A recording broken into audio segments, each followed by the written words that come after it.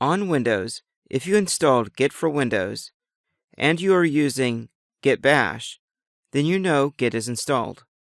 On the Mac, it is less obvious, so we need to ask Git for the version in order to confirm that Git is available. Git space version. If Git responds with a version number, then Git is installed. Otherwise, you may need to install Git before proceeding. Git requires 2 bits of information before we can do very much. That is the name and email address. If we don't provide that information, Git will attempt to automatically figure it out. However, I have found this process to be rather unreliable. So let's just take care of it right now.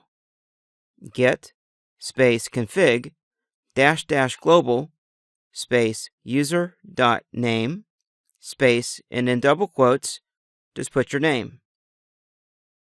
And then next, we'll do a similar command for the email address. Git space config space -- global space user.email space, and in double quotes, put your email address. Press enter. And now let's confirm.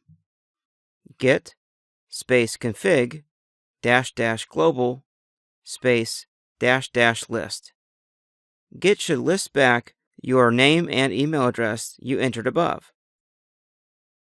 Now that our local system is all ready to go, let's return to our browser where we left off, which should be in our new repository's main page. Now, I want to get a copy of this repository onto my local system. The process to do that is called cloning a repository. So, locate the clone options at the bottom of the right-hand side of the page. Make sure HTTPS is selected, and then click the Copy button to copy the HTTPS URL for the repository to your system's clipboard. If, for some reason, that button isn't available or isn't working, just select the HTTPS URL and then copy it into your clipboard manually. Now that's done, return back to the terminal and type git space clone space, and now just paste in your GitHub URL. Double check that line and then press enter. Git will now go out to GitHub and make a full copy of our repository on GitHub to our local system. Doing so, Git will automatically create a directory named after our repository, which we can confirm by typing ls, then press enter, which lists out the contents of our current directory. Now, let's go into our local repositories directory, cd space github-demo. Now if we ls, we can see we have our README file that was created when we initialized our repository on GitHub. Now, if I ask Git about the state of the repository with git space status, git status tells us that I'm on the master branch. The master branch is the default branch by convention for a Git repository. The git status command also tells us master is up to date with origin/master, which refers to the master branch on the GitHub version of the repository. The git clone command automatically set up a relationship back to the repository on GitHub and named that reference origin. Finally, Git tells us the working directory is clean. The working directory is where we do all the work and that Git monitors for changes. We use the git status command to see if there are any changes between the working directory, the staging area, our local repository, and our remote repository. Now that we have our repository on our local system, let's add a new file. For that, I'm going to use the bash commands to create a simple text file. So type echo space and in double quotes the contents of our file. Test git quick start demo. And then 2 greater than signs that pipes the contents of the echo command into a start.txt file. After that, press enter. Now we can see the file in our working directory. ls. Also, we can use the cat command to display the contents of that file. Cat space start.txt. Press enter. Now let's see what Git thinks about this file. Git space status. Press enter.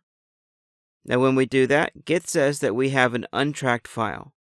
An untracked file is just a file in our working directory that hasn't been added to Git yet. Our change, that is, our new file, is in our working directory. We haven't specifically told Git about it yet. So let's take care of that now with Git's add command. Git space add space and then the name of the file, start.txt. Press enter. Now if we do a git space status, Git tells us there's a new file in the staging area, which Git describes as changes to be committed. So, now that our file is in the staging area awaiting the commit, we haven't committed anything yet. We can still back out the change from the staging area and not impact Git's history in any way. The staging area is designed to allow you to build up several related changes so they can be committed as a single atomic unit. Now, let's move forward by committing the new file into the repository. Git space commit space -m space and in double quotes a commit message, adding start text file. Then press enter.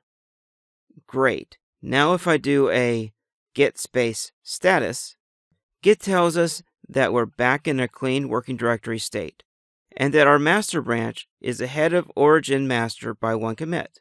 So, now the new file has been moved from the staging area into the local repository. Since there are no other pending changes, once the commit happens, Git marks the working directory as clean.